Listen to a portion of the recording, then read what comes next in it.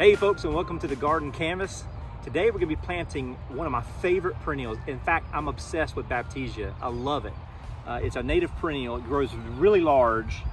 This is one by proven winners, and I'll be planting about 5 different Baptisias today. This one is lemon meringue. It's actually already flowered out in this pot. It's past its prime right now.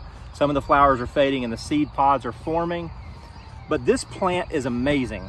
Last year I did a video on planting the Decadent Series Vanilla Cream, and I'll show you what that looks like now. It's about this size last year, and it is a lot larger this year. One of the great things about Baptisia is you can plant these in dry soil, really dry soil. They will grow with cactus. You can also plant them in wet spots. As a matter of fact, Plant Delight's nursery over in Garner, North Carolina, has a lot of Baptisia trials that they run, and they're developing new Baptisias all the time. In fact, I'm going to be planting 2 varieties from Tony Avent over at Juniper Level today. But they have tested these in aquatic situations or marginally aquatic situations, and the Baptisias do not care. They don't care if it's dry or if it's in a moist, boggy area. They just don't care. And they're one of the plants that gets better year after year after year. They do not spread, but they get larger. The clumps grow larger from the inside out, and they grow more and more dense stems, particularly if you get good varieties. And there are a lot of older varieties on the market. This one is lemon meringue by proven winners. I also have one that I'm going to be planting nearby. This is one of Tony Avent's. This is called purple candelabers. Okay, so one of the crucial things about planting Baptisia the correct way, this one I picked up at a nursery, and as you can see, the crown is above the soil. Now this Baptisia is fine, it's healthy, but if you'll look right here, you'll see little nodes. This is new shoots, and because this was exposed to air, these shoots are pretty much dead, and it's all the way around. And there was several new shoots that would have come out of this crown. Baptisia breeders recommend that you plant these deep, and so I'm going to be showing you how to plant these today. I'm going to be burying these down a little deeper. This is going against what we might teach when it comes to planting shrubs and trees, where you want to plant them a little high or at the grade. But with these, you want to plant them so that they're below the soil. It's almost like you're going to plant tomatoes. And I've already got a hole dug for a couple other Baptisias just down from these.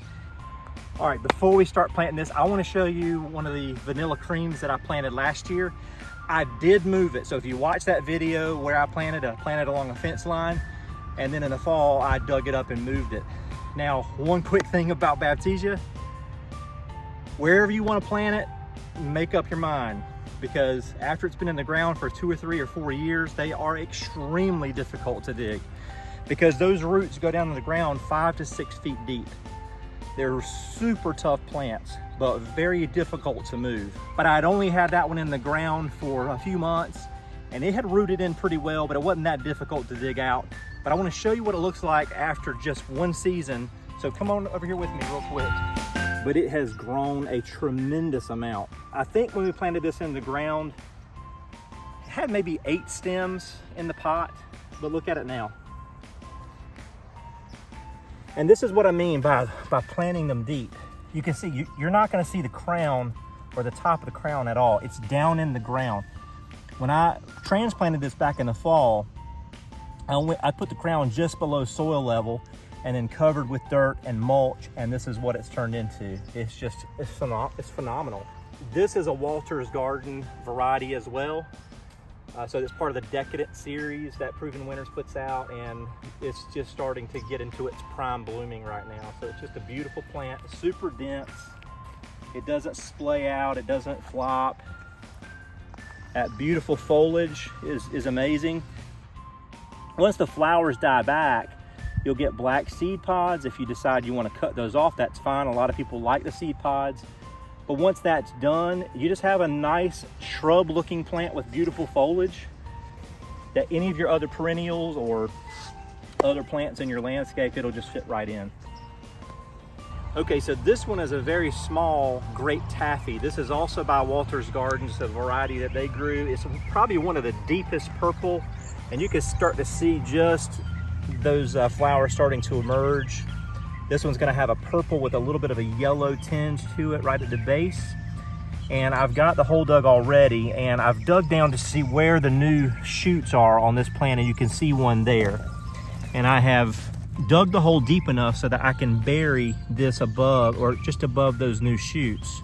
And next year when this emerges, more shoots will come out of this crown, and this will get wider and wider over the year. So I'm gonna go ahead and fill this in, and then we'll get started on the next one, which is Ivory Towers.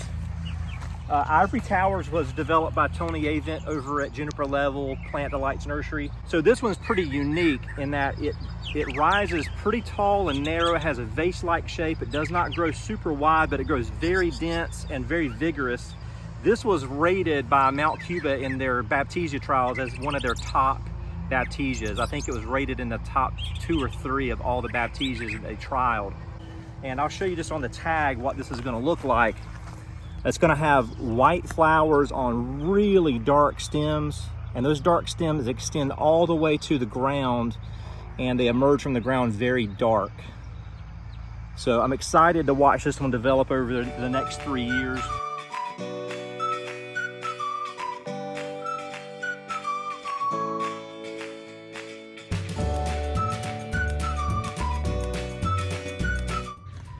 All right, so with the lemon meringue, you can see where I've dug the hole, and I've tried to make sure I've got it deep down. So right here is about soil level. So I want to make sure that crown is nice and covered. I could probably go even a little deeper if I wanted to, but that's where I'm going. All right, so this is the Baptisia lemon meringue from Proven Winners. This is part of the Decadent series, and I have already backfilled this and watered it in. I just wanted you to see where the soil level is. And you can see I've got it above that crown area that you could see earlier in the pot. And so now I'm just gonna push the mulch back over it and should be good to go. I'll just keep an eye on it. I might water it once or twice more. If it needs a little bit of water, if it starts to wilt a little bit, I might add a little bit of water to this over the course of the growing season. But other than that, it really is not gonna need a lot of fuss. This plant is tough.